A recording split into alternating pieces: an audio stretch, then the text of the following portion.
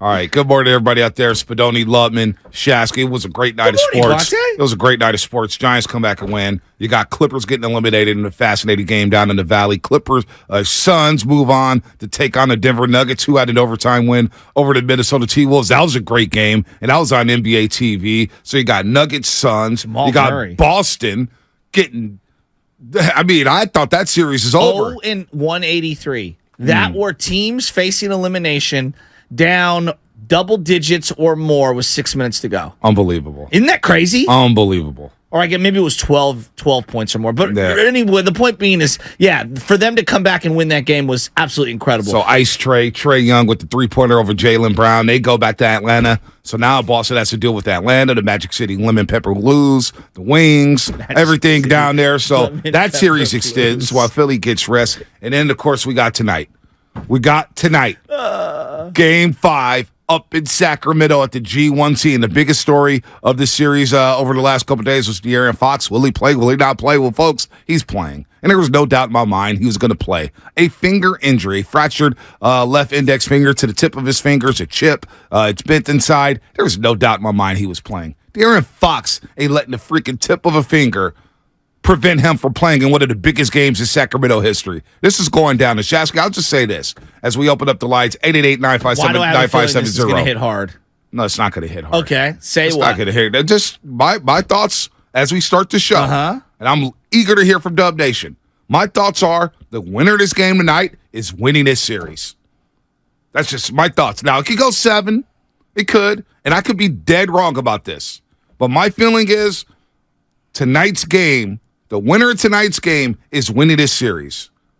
I think as the series prolongs, it favors Sacramento because they could have the quicker turnaround with the fresher legs or younger legs, especially at the pace these teams are playing at.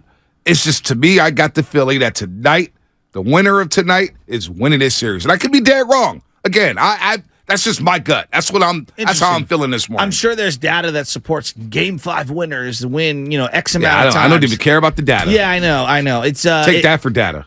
All right, there we go. Yeah. Tonight's huge, obviously, and I think the big thing that I keep coming back to is the first quarter. The Kings are going to have all of the excitement. They're going to have all of the energy. That stadium is going to be going crazy. That arena is going to be going crazy. Those fans are going to be going crazy. The Warriors have to weather the storm. And what I mean by that is keep it within striking distance early on. Do not start to lose by more than double digits. And I think that I'm looking at Steve Kerr and I'm saying quick timeouts to stop momentum, quick substitution patterns. Don't leave anything out there too long because a couple of possessions can snowball against you. And the last thing that we need right now, if you're a Warrior fan, player, whatever, part of the team, is to trail by double digits heading into half. Yeah, I think you got to keep this within striking distance because, to me, they're going to have tons of energy and excitement and that youthful exuberance. Yeah, and they felt loose yesterday at practice up in Sacramento, Monk and Fox, and they were laughing around, and they feel good. And Mike Brown said some things, said, hey, you would have told me it was 2-2. Let's see. Let's see it now. Of course. And so they're feeling confident right now. The Warriors took the bus right up yesterday after their shoot around. And Steve Kerr said, look, man, this ain't January. This ain't February. They know what time it is. Well, and you know what it is. What's that? To me, this is the biggest road game of the year thus far. Well, of course. And as a team that's had such a miserable road record, this is the one you got to have. Well, this is the one where we throw everything out the window and then we say to everybody, hey, regular season doesn't matter, blah, blah, blah. Well, then you win this game. Well, no doubt. And Steve Kerr mentioned that, this isn't February, this isn't January, this is the playoffs. This is winning time. And the focus, if everybody said, oh, man, they're not going to be focused, the Warriors will be focused. Why wouldn't they be focused? The Warriors will be locked in. Yeah. They will be taking care of the basketball. I don't, if they get off to a bad start, I don't like that because you don't want that crowd. I want the Warriors to hit first. Well, that's I want them to hit first and take that crowd out of the game. Yeah. See, I'm thinking of the opposite.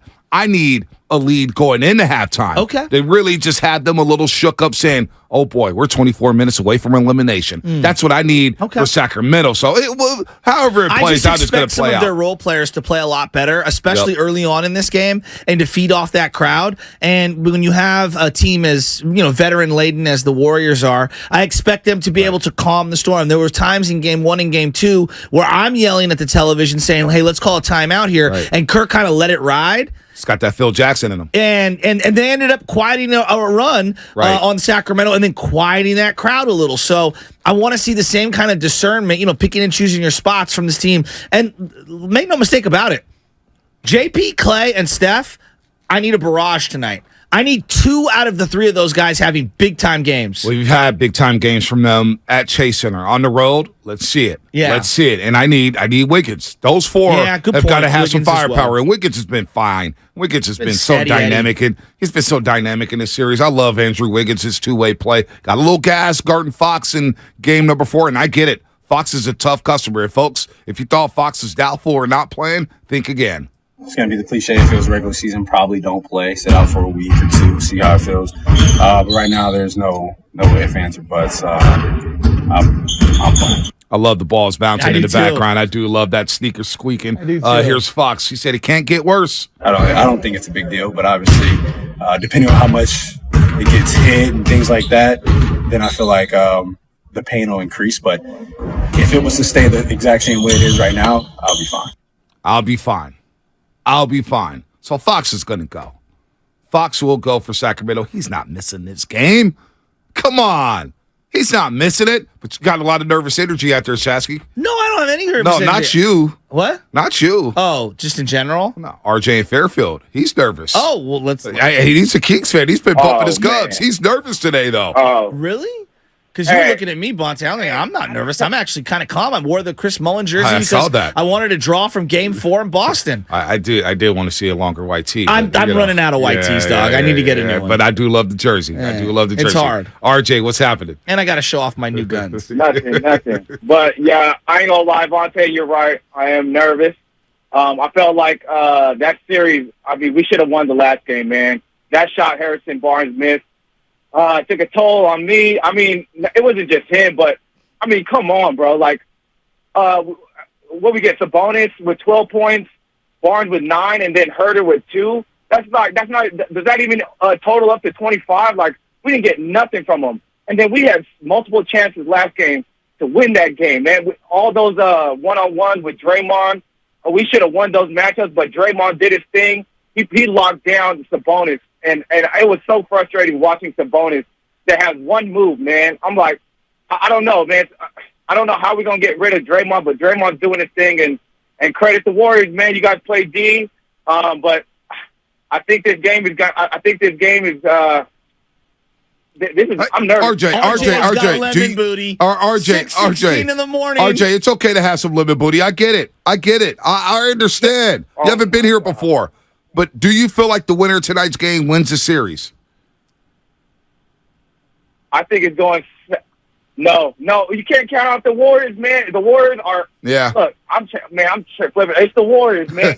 Right, you need to stick it to them. Like you cannot. You need every win possible. RJ, like I said, RJ is nervous. Yeah, he is. RJ, how quiet will it be if there's a second half lead for the Warriors in that arena? Well, let's just say I won't be calling you guys for maybe a week. That's good. Hey, I appreciate the candor. Hey, I do too. Man. That is funny. What that is? That's the Smokey. The second he leaves, I'll be talking again. But he here? Oh, no, I'm tucking the chains in and everything. Oh, boy, RJ, man, that's pretty funny. Look, I'm looking at the series stats here so far, and, Fox has been special. 31.5, 7 and 6. But Domantas Sabonis, he brought him up as Lubman brings in the reads. Thank you very much. Sabonis shooting only 48% from the floor. 48%. I can't wait to get Matt George from ABC 10 up in Sacramento on, because remember Matt George, he's going to join us at 9:20. He told us before the series, people think Looney's going to be able to stay with Sabonis. They're idiots. I see the takes. He's going to be food for Sabonis. Well, it doesn't look like it's going to be food. Well, and it hasn't been food because you're shooting 48% from the floor, 61% from the free throw line, and his assist numbers are down. 4.5 assists, 16 points, 12 rebounds. But I call those empty calories. They've done a great job, the Warriors, that is, in neutralizing their one big and Domantas Sabonis. They've turned him into an ISO player. Basically, they've taken away all of the dribble handoff stuff where he likes to take a dribble and kind of use his big body and hand the ball off, like almost like an RPO, if you will, in football. He does a great job of that. One of their main plays, which they actually did on, what is the show on ESPN?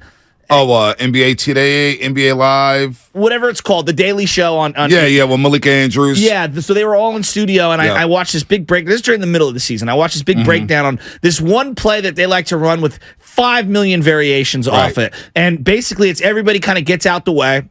Keegan Murray stays in the corner. You throw the ball to Sabonis somewhere near the elbow, and then Fox is able to read and react based off the defense and the spacing where he wants to go. And what they've done is they've sagged off Sabonis, and they said, we will let you take that 12-footer. And that's a layup. And otherwise, go to the hoop and try to win an ISO game. And the only move he has is shoulder down. That's all he has. He has no floater. He's got no little drop step. And he's definitely got a very crummy outside shot. And so I think they've done a great job neutralizing all of the action once he catches the ball. I'm actually surprised. I'm actually surprised that when he has that elbow jumper, he refuses to shoot it. Why are you surprised? It's a layup for him. I've seen him make that shot. His over free and throws over. Look kind of his free throws are clunky. A flat shot. But that for a big to be from Europe like that and to be that active and that athletic at times. He's a little robotic. He's a little stiff. I get it, but I am stunned that they are basically saying you can have the fit. Like you'll see a team sag off a 3-point shooter, but not a guy for 15 feet. I know. And they're saying, even less go than that ahead. sometimes. Yes, just go ahead and shoot it. He hit be my one guest. the other day. He hit the one the other day, and then Jordan Poole got the inbounds and went coast to coast and hit a layup over 3 guys. And ran right and by him. It's like Sacramento. You gotta play defense. Yeah. That's not winning basketball right there. So Domantas Sabonis has been neutralized. You got to keep him neutralized. You got to keep him in your back pocket. Malik Monk. I'm looking at him at home. Yeah. It's been a big difference. He's been a different player at home. What are his numbers throughout the year? Is that what you were looking at? No, I'm just looking at the first 2 games So where he give it scored to me. 50 what points. Did he average, essentially? He had the 32 in game 1. He had 32 and then 18 in game number 2. So he had 50 in the first 2 games. So you're looking at about 25 a game. Right. So here in the regular season, actually, he's actually better on the road in the regular season. Really? In the regular season, he played 24 minutes a game, 15 points, 4 assists. Slightly better. At home, he averaged 12 points a game. And then you see the field goal percentage. He shot 46% on the road, 43.5% at home, 40% from 3 on the road, 30.5% at home. So it's been completely different in this series. It's been the opposite. He's shot poorly on the road in this series so far, and at home he's been dynamic. So a little surprise there with Malik Monk. Keegan Murray, you want to make sure that you turn the faucet off. He got really comfortable in game number 4. I agree with that. You got to make him a defender and then try to get him in foul trouble. I think his confidence wanes with his foul trouble. Yep, and they've done that both with Kevin Huerter and Keegan Murray. You see Kevin Huerter so far in 27 minutes a game. Kevin Huerter shooting 14.3% from the 3-point line. Is this the game Red Velvet goes crazy? Is this his game for the Sacramento Kings? Because 14% from 3 for Kevin Huerter. I mean, in 4 games, that's shocking when you consider that this season he shot 40% from 3 for the Sacramento Kings. You got to think the law averages at some point is going to tilt up. So Trey Lyles, too. I worry about him having a couple of moments. I feel like he had his game, but you could be right. You could be right there with Trey Lyles because they're going to leave him open and let him shoot that 3. So, Sabonis, some people from 650, I say he's bogus. He's been bogus in the series. You like that, Spinoni? Give me that. Give me that validation. Sabogus. Domantas Sabogus. Anyway. We have to come up with our own scoring system. Yeah, no, I agree. I don't even care about a scoring system. Just give me a thumbs up or thumbs down. Tell me if it's good, or not. mid, down. You know what I'm saying? We go thumbs up, thumbs down. Like, I'll let you know if it's an and one a la Jokic or not. Ooh, Jokic. I kind of like that. Dude, this Suns Nuggets series is going to be incredible. I mean, 47 for Book last night. Oh my God, like 47, 9 and 8 or something crazy. And stuff. KD just KD, anything he wants. KD being KD. Can I ask you about the Clippers? Because we were talking about this Spadoni and I. Sabogus. I almost did it. Is that one of the great failures in the last decade in sports? In all of sports? Yes. I don't The know if it Angels is. are on line one. I don't know if it's in all of sports because there's been some pretty big failures. I think of the Eagles with the Dream Team. Which was Michael 2011, Vick. though. Yeah. I mean, the We're in Lakers with 2023. Dwight Howard and Steve Nash. That was a big-time failure. Yeah, good The call. Brooklyn Nets with James Harden, Kyrie Irving. That's a But even big-time they failure. won more series, I feel like, than this. They But- won one series. And what did the Clippers win? One? Yeah, they won one. PSG, Messi, Neymar, and Mbappe. Yeah, Everyone in the jet. Champions League. Okay. Can't win that. Out of my element here. Can't Keep going. win that.